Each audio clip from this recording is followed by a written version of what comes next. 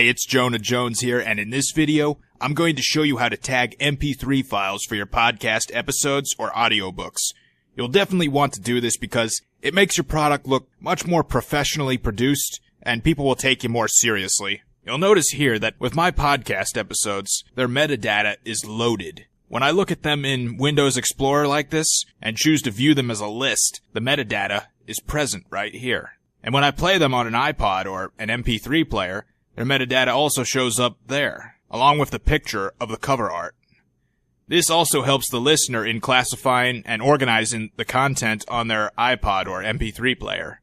To do this, I use an awesome program called MP3 Tag, which you can download for free right here. The thing to remember about this program is to be very careful where you click, because if you click in the wrong spot at the wrong time, you could lose all the tags you just created and have to type them in again, and that can be very frustrating. It's happened to me a bunch of times before. When I open up the program, I import an MP3 file into it just by doing the drag and drop from Windows Explorer. Then, while I have it selected, I go over here to enter in my tags.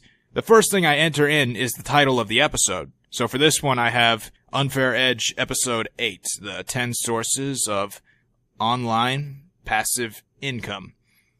For artist, I enter in my name, but also some other things because I believe it really helps people find me in the iTunes store. And remember that iTunes is really one big search engine before anything else. So I put entrepreneur, life hacker, and blogger. For the album, I put in the general title of my podcast program, The Unfair Edge Podcast.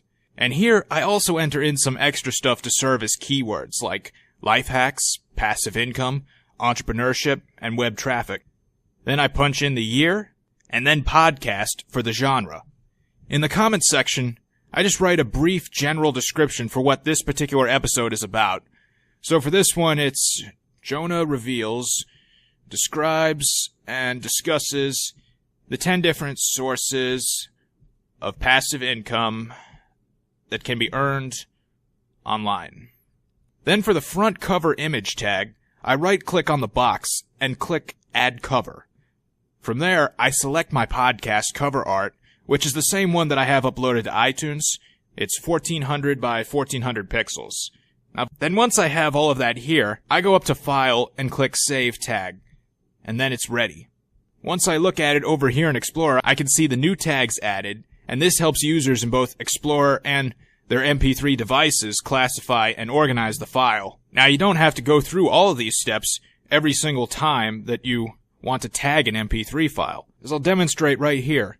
When you have two files imported into MP3 Tag, what I can do is I can just right-click on the one that already has the tags I want on it, click Tag Copy, then go up to the new one that doesn't have any tags on it, right-click, and then click Tag Paste. And then it's got the same tags as the other one.